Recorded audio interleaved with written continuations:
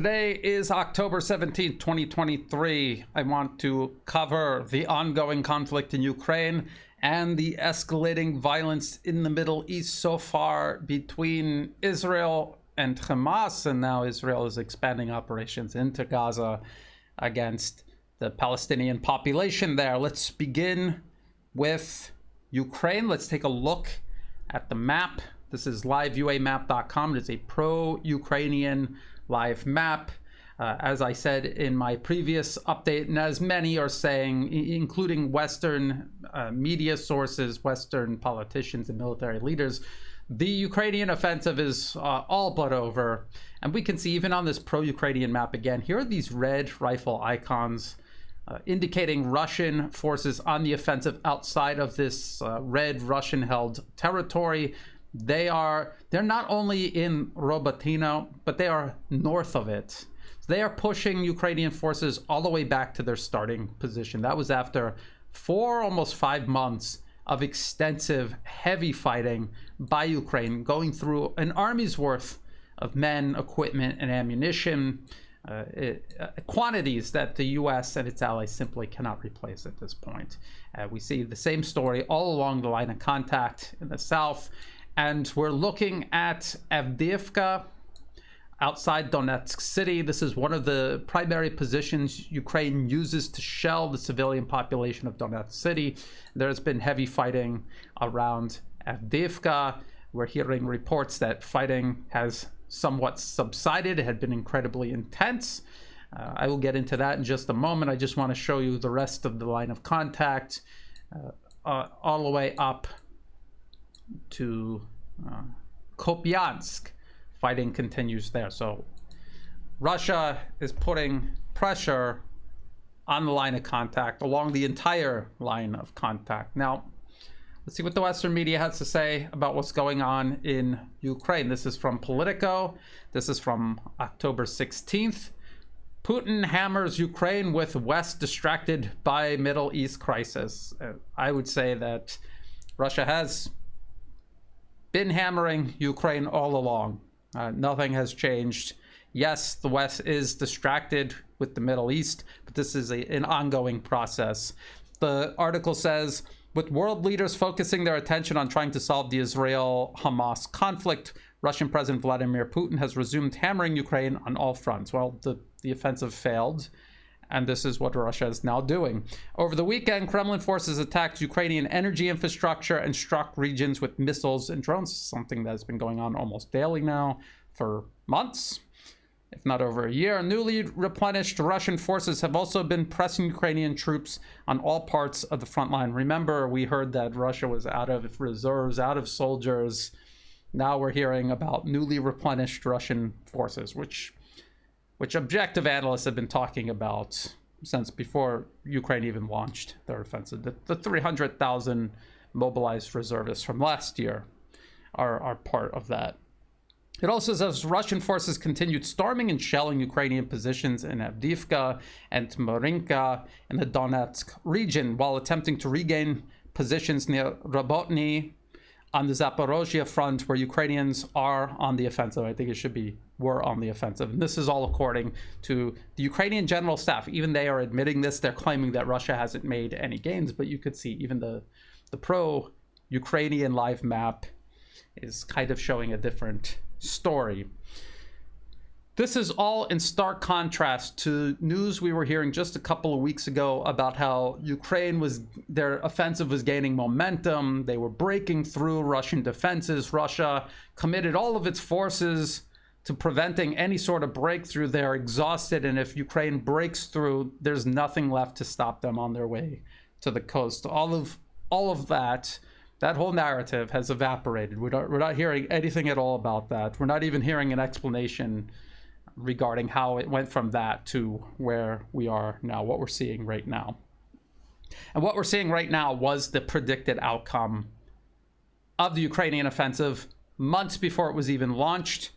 I remember covering this. Many other analysts have covered this. They said that no matter what success the offensive would have, at the end of it, Ukrainian forces would be utterly exhausted, and it would defeat the whole purpose of any territory they gained because they would have traded their military in for it, and they would not have the resources to hold that territory. Turns out they didn't even gain any meaningful amounts of territory, and they still exhausted their entire military in the process. Now, I want to make something clear here, because I keep hearing this come up over and over again. People say, Brian, you've been talking about Ukraine running out of ammunition for over a year now. You're clearly wrong. They're not going to run out of ammunition.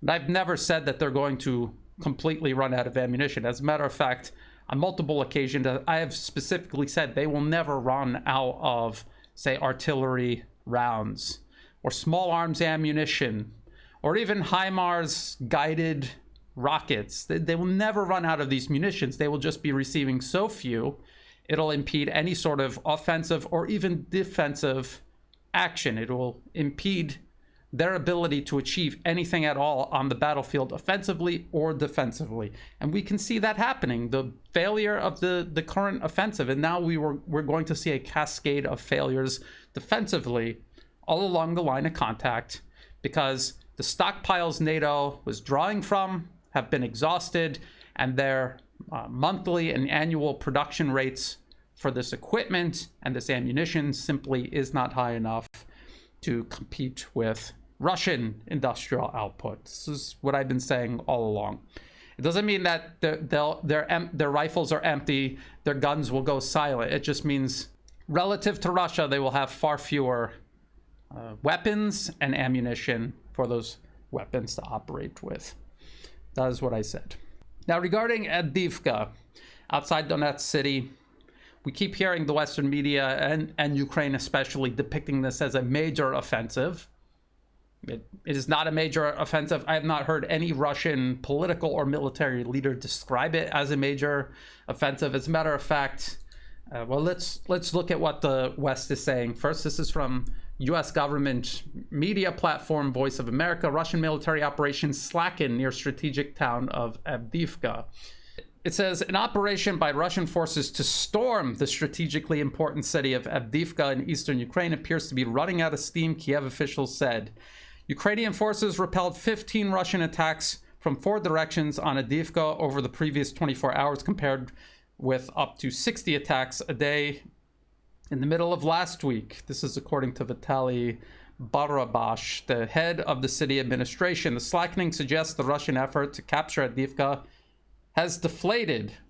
The Institute for the Study of War echoed Barabash's sentiments in a report late Sunday. According to the Washington headquartered research group, Russian forces continued offensive operations aimed at encircling Avdeevka, but have yet to make further gains amid a likely decreasing tempo of Russian operations in the area. But actually, you've seen this over and over again, even specifically regarding Avdeevka.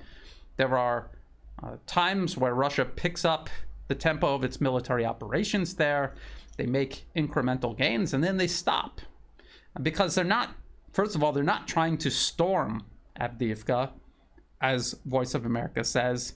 They're not even trying to, at this point, entirely encircle it. If they could, they would, but it's one of the most heavily fortified positions under Ukrainian control. This is something that will have to be done incrementally over time.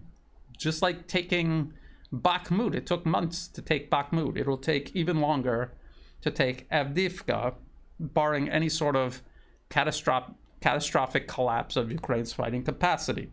So even in the article, they're contradicting themselves. They claim Russia is trying and failing to storm Avdeevka, and then they also claim that they're encircling Avdeevka. These are very different types of operations. Storming a city means going into it, going into this heavily fortified position that Ukraine has held for about 10 years now, and has built it up above and below ground.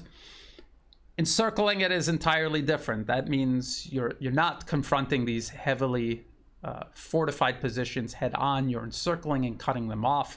I believe that would be what Russia would like to do. But in order to do that, they have to defeat and take other positions almost as heavily fortified as Avdeevka itself. So it's going to be a long-term process. Russia is going to continue to do what it has been doing this entire time, putting pressure all along the line of contact, exploiting opportunities when they exist, and if they begin suffering heavy casualties, they will pause and they will try elsewhere, and they will come back to it in due time. And I just want to highlight the fact that I have not seen Russian state media, Russian officials, Russian military leaders talk about some sort of major Avdeevka offensive. So I was looking at TASS, Russian news agency, Russian state media, Russian forces continuing to implement master plan during special op Shoigu. And this says, according to Shoigu, Ukrainian troops have failed to achieve any success during their counteroffensive, while Russian forces have improved their tactical positions. The enemy's attempted offensives in practically all areas are rebuffed by our active defense. In many areas, we are improving our tactical positions, including around Avdeevka, preventing the advance of the enemy in any area. We are through with the spring, summer, and fall offensive campaigns that were planned by the Ukrainian authorities. None of them were successful, he said, adding that Ukrainian troops have lost 1,500 armored vehicles during their so-called summer counter-offensive. So no talk of any sort of major Russian offensive. By all indications, Russia is still on the defensive, wrapping up the very last segment or phase of Ukraine's offensive operations, still attempting to push along the line of contact. What Russia is trying to do, according to Russia itself, is improve its current positions. There is no major offensive. And this goes back to last winter. The entirety of the Western media was talking about some Russian offensive, and they claimed that it never materialized or it completely failed. As Alexander Mikuris pointed out, there was an offensive throughout the winter. It was in Bakhmut, and it was ultimately successful. Russia took the city of Bakhmut. So we have to be aware of this narrative that the West likes to use and that Ukraine likes to use, assigning some sort of offensive operation to Russia that is not even taking place so that they could depict it as having been defeated, when in reality Russia just continues to do what it always does. And as they're putting this pressure along the line of contact, they're improving their positions around Avdeevka, if not encircling it or storming the city, as Ukraine and Western media sources claim.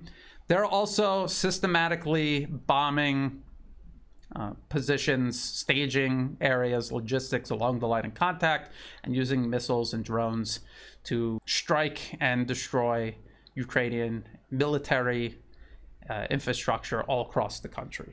As that continues, we will see a continued gradual degradation of Ukraine's overall combat capabilities, and this will enable various operations along the line of contact, and almost certainly another opportunity for Russia to improve its position around Avdeevka until they do actually eventually encircle, cut off Ukrainian forces there, and eventually take the city.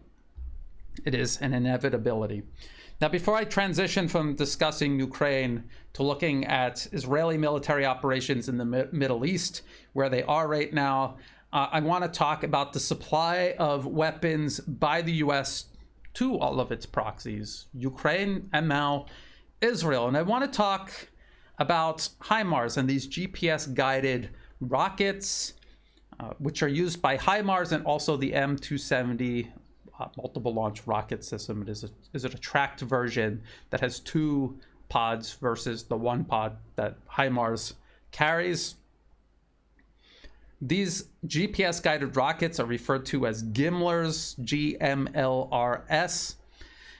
I will continue to refer to them as guided rockets. We have not heard much about shortages regarding these guided rockets.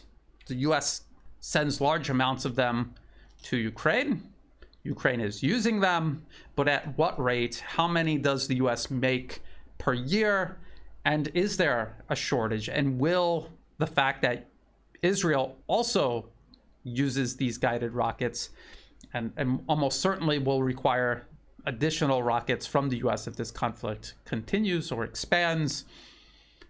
What kind of ammunition crisis are we looking at in terms of guided rockets? So we remember this CNN article that I've referenced many times.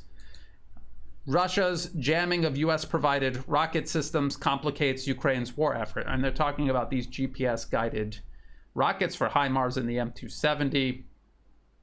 And in this article, they talk about the approximate daily rate of fire of Ukraine with their HIMARS and M270s, with these guided rockets.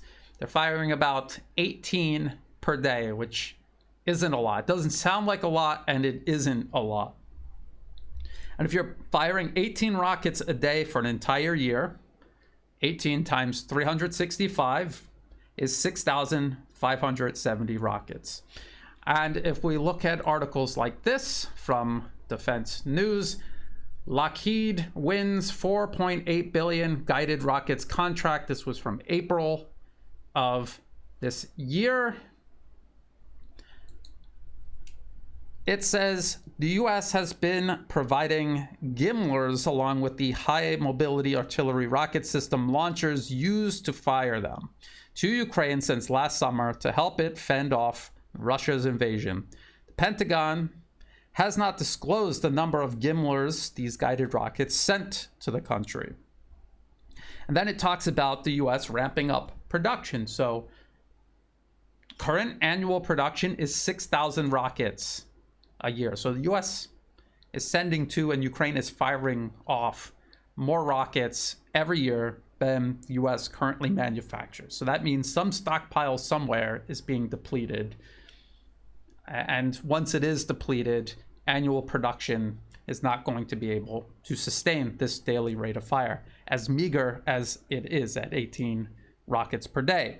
They say it's going to be expanded from 6,000 to 14,000 rockets a year, but that is not going to be completed until 2026, and that is at the earliest. That is if the process of expanding production goes exactly as planned. So there already is an ammunition crisis. We all know there's an ammunition crisis for Ukraine regarding 155 millimeter artillery rounds. That was even before hostilities escalated in the Middle East. Now Israel is attacking Gaza. They are attacking Hezbollah in southern Lebanon. They are firing missiles into Syria. And if this expands into a large-scale conflict, they are going to need huge amounts of artillery, 155 millimeter artillery rounds, and also these guided rockets. They will need these in large numbers sent to them by the United States. The United States already lacks enough to provide to Ukraine. So whatever the US was sending to Ukraine, now it has to be divided between Ukraine and Israel. I've talked about this extensively regarding artillery shells, and now I'm explaining how the same problem exists in regards to these guided rockets. Now let's talk about Israeli military operations. In my previous update, I talked about how Hamas carried out these October 7th raids into Israeli-held territory. They successfully struck military targets, bases, military personnel, tanks, other vehicles, infrastructure related to the Israeli military. They were also killing civilians and foreign laborers. Israel has responded disproportionately. They're also killing civilians. They are openly and deliberately killing civilians. They have announced that they are cutting food, fuel, and even water to Gaza, which is clearly a war crime. And they have deliberately said they will focus on damage rather than precision, which means you're firing weapons, war weapons, into a heavily populated area, and you are admitting that precision is not a concern, maximum damage is. So this is an open admission to conducting war crimes. That is what that is. Now, there's a point that Alexander Mercouris of the Duran has been making that I agree with. We continuously hear the Western media commentary political leaders condemn Israel and Palestine's Arab neighbors. They're not going to take in the Palestinians. Why don't they just open the borders and let the Palestinians into Egypt, for example? And I've already gone over United Nations resolutions which find Israel in violation of international law. They are occupying Palestinian territory illegally. They continue to expand that illegally occupied territory through settlement activities. The Palestinian people have the right to their land. They have a right to resist this process, even with armed resistance. And Israel pushing over 1 million Palestinians out of northern Gaza so they can conduct this military operation. They're doing it under the pretext of attempting to avoid collateral damage, even though right now, at this moment, they are deliberately targeting the civilian population there. And what are they actually doing? What they're actually doing is attempting to permanently displace Palestinians from part of Gaza that they will never give back voluntarily. That is what they're doing. And this is why Palestine and Israel's Arab neighbors refuse to let the Palestinians into their borders, because they know if that happens, Israel will just occupy all of Palestine's territory illegally, and it'll make it even more difficult to eventually get it back, if it even is possible from their point of view. As Israel is bombing and shelling and carrying out strikes on Gaza using a variety of long-range weapons, and parts of Gaza now are just completely destroyed. You can see how indiscriminate this process is. There is an exchange of fire between Israel and Hezbollah in southern Lebanon. I want to go over this. This is via Israeli media. The Times of Israel: Hezbollah shoots at IDF posts. IDF for Israeli Defense Forces. IDF posts fires missile at tank in fresh Lebanon border clashes. Now, this is in stark contrast. Even the Israeli media is admitting Hezbollah is targeting Israeli military positions. They're not even trying to accuse Hezbollah of deliberately killing civilians. I just want to make that point clear. It says the Hezbollah terror group on Monday opened fire with light arms at a number of Israeli military posts on the Lebanon border and launched a missile at a tank, causing no injuries in the latest skirmishes on the northern frontier. According to the Israel Defense Forces, no soldiers were hurt in the attacks. Now, Israel, or at least the Times of Israel, and certainly the Israeli government, claims that Hezbollah is a terror group. But it should be pointed out that, number one, Hezbollah avoids the use of terrorist tactics and carrying out deliberate war crimes, which is in stark contrast to Israel itself.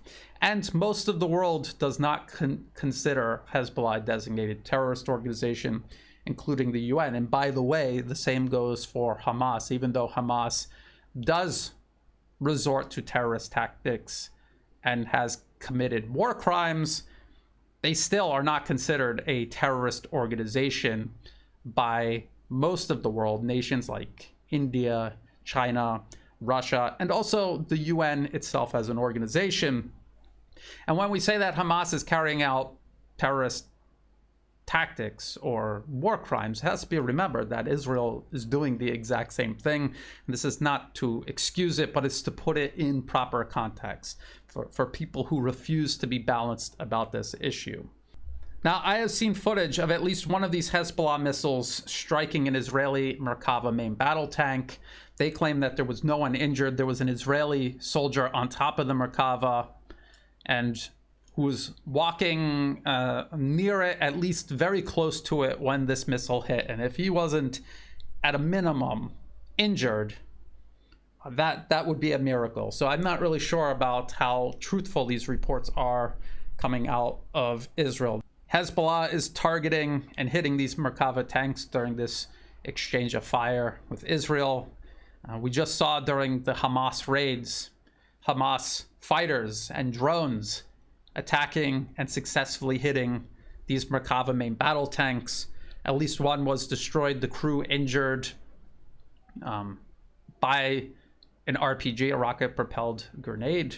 This is specifically an anti-tank weapon. And we saw a drone drop what looked to be a grenade or an explosive of some kind on top of an active Merkava main battle tank, and it created a fire. So a significant damage at a minimum done to it. Now we see articles like this coming out of, and I'm going over all of this because I'm trying to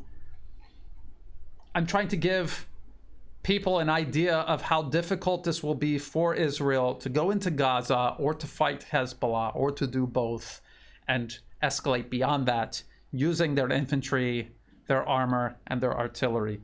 It is not as easy as some people are making it out to be. It is going to be a very complex and costly operation. We see articles like this from The Telegraph. Israeli tanks with Ukraine-style anti-drone cages line up on Gaza border. Metal cope cages designed to prevent bombs being dropped from above through open hatches or onto weak points. And they're called cope cages. This originates from the pro-Ukrainian commentator OSINT, open source intelligence community, because they claimed Russian tanks were inferior, poorly designed, poorly protected. They had to build these platforms above the turret of the tank because they were weak and vulnerable to even small drones dropping small explosives. And it turns out that even Western tanks are vulnerable to this. All tanks are, and even Israel's much vaunted Merkava tank is vulnerable to this, and they are building these so-called cope cages on top of their tanks. It says Israeli tanks have been installed with cope cages to defend them from drones dropping small bombs, and a tactic used in Ukraine. The tanks have been seen approaching the Gaza border ahead of an anticipated ground offensive against Hamas terrorists. Again, the use of this term terrorists. The metal cages resemble the roof-mounted armor used by Russian and Ukrainian forces to prevent bombs from being dropped, often by small shop-bought drones through open hatches or onto weak points. Hamas terrorists deployed drone tactics similar to those adopted in the Ukraine war when they disabled observation towers during the attack on Israel. And this article fails to mention at least one documented case of a drone dropping an explosive on a Merkava tank, starting a fire. It's hard to tell how much damage was done, but it was a significant fire and very doubtful that it continued in operation from that point onward. So again, be wary when you see these adjectives sprinkled into a supposed news article. Terms like terrorist. Yes, the Telegraph is based in the UK, and the UK considers Hamas and Hezbollah as terrorist organizations. But again, the UN doesn't, and most of the world doesn't. So when you see that, that is an indication that this terror designation is politically motivated, has little connection to reality. And people can argue that Hamas does use terrorist tactics, so does Israel. And if you're not going to put the adjective terrorist in front of the Israeli military, then it is not objective to put that adjective in front of Hamas. Now, beyond drone strikes and RPGs, which I've already talked about, we've seen Hamas and also Hezbollah to a much greater extent actually use anti-tank guided missiles. These are larger systems. They can be mounted on vehicles. They can be carried around by an infantry team. They launch a missile at a tank. It is guided to the tank by the missile team operator. He will use electro-optics to guide it into the tank. These are generally more powerful than RPGs or any of these weapons that would be dropped by a drone. They are highly effective, and I just want to point out that this is nothing new. So again, also from Israeli media, Haaretz, Hezbollah anti-tank fire causing most IDF casualties in Lebanon. This was from August 2006. IDF believes Hezbollah also has advanced anti-aircraft missile from Iran particularly lethal against helicopters. We've seen a helicopter more recently downed amid this fighting. It says the majority of Israel Defense Forces ground troops casualties, both infantry and armored, were the result of special anti-tank units of Hezbollah, according to intelligence sources. The same sources note that these units have not retreated from southern Lebanon following the deployment of large IDF ground forces in the area. The Hezbollah anti-tank teams use a new and particularly potent version of the Russian-made RPG, the RPG 2029, that has been sold by Moscow to the Syrians and then transferred to the Shia organization. Some of the IDF casualties resulted when the rockets struck homes in which IDF troops had taken positions. There was the case when 4 soldiers of the elite Egoz unit was killed in the village of Bint Jebel. In that case, a Sager anti-tank missile had been used. The RPG-29's penetrating power comes from its tandem warhead, and on a number of occasions has managed to get through the massive armor of the Merkava tank. So this Israeli media outlet is admitting that these Merkava tanks were taking damage from Hezbollah anti-tank weapons. The article doesn't really mention the total Israeli tank losses during the 2006 fighting, but ultimately around 50 Merkava tanks were damaged, 22 of which were penetrated by these anti-tank weapons. Out of that, a number of them were completely destroyed. They claim that they were able to return all of them to service, but I don't think that that would be practical amid a conflict. It was probably much later, after the conflict had ended. Now, while this article is blaming Russia for transferring these weapons to Syria, who then transferred them to Hezbollah, Iran now manufactures versions of very successful Russian-made anti-tank weapons. So I think a very large number of both Russian and Iranian-made weapons are in the possession of Hezbollah. They have not been using them all this time, so they have a large stockpile just waiting for a conflict. They were very successful on the defensive in southern Lebanon. I believe that that would be their strategy. I think it would be a mistake for them to try to venture into Israel, which seems almost to be what Israel is attempting to do, provoke Hezbollah into moving out from their defensive positions in a fashion that would make it easier for Israel rather than for Hezbollah in any sort of armed conflict between the two. Based on the fighting we've seen in 2006, based on the fighting we've even seen between Israel and Hamas right now, over the past month now, it's very clear that Israel is not going to have an easy time rolling into Gaza or fighting Hezbollah, let alone both. It'll be an extremely costly operation. We see what seems to be what some analysts are describing as hesitation by the Israeli military and government to launch this operation. There could be many reasons why that is. They may have second thoughts about doing so. And all we can do is just wait and see how this plays out. But I want to remind people that the decision Israel makes may not necessarily be the decision that is best for Israel even from its point of view as a nation that is claiming to defend itself and needs to carry out this operation in order to do so.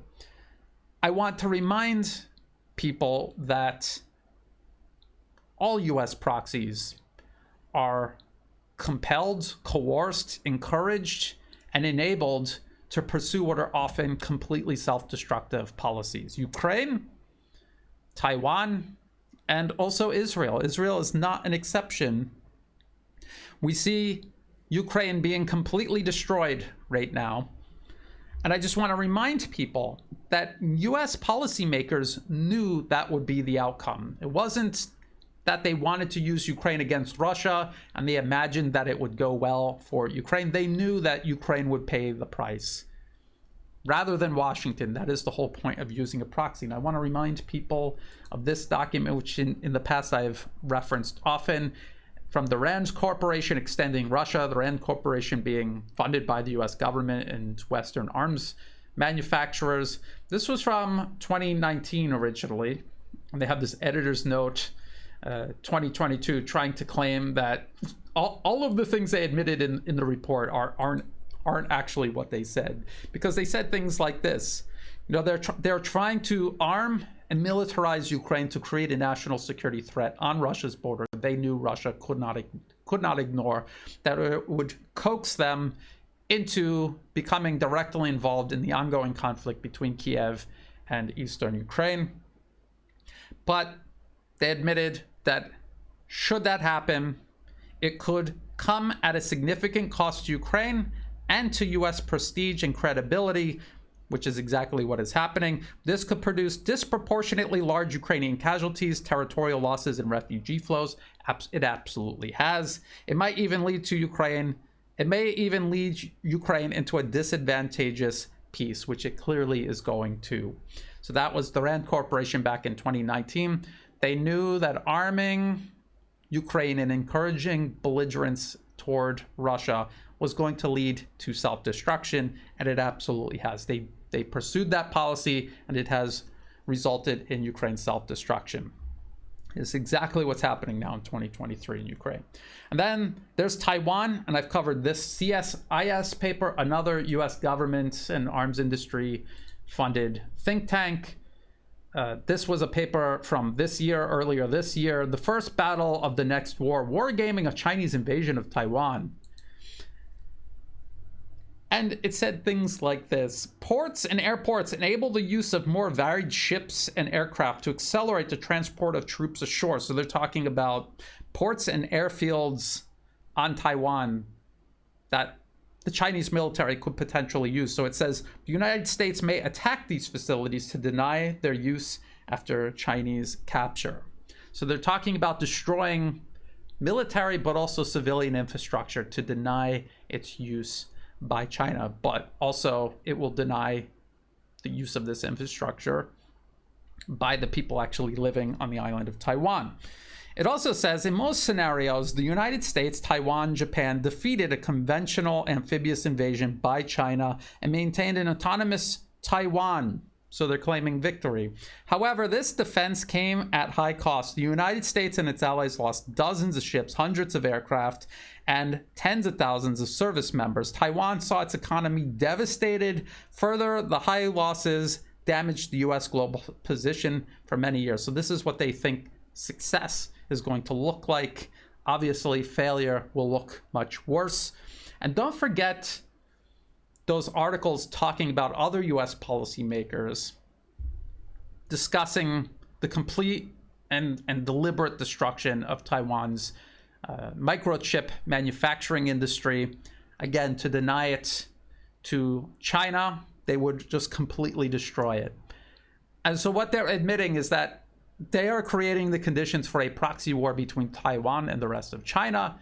And no matter how it goes, Taiwan is going to be completely destroyed. Even if they're successful, Taiwan will still be completely destroyed. And yet we see them still pursuing a policy of provoking a conflict with China over the status of Taiwan. And that brings me back to Israel, another US proxy. I have gone over policy papers like the Brookings Institution's 2009 paper, Which Path to Persia?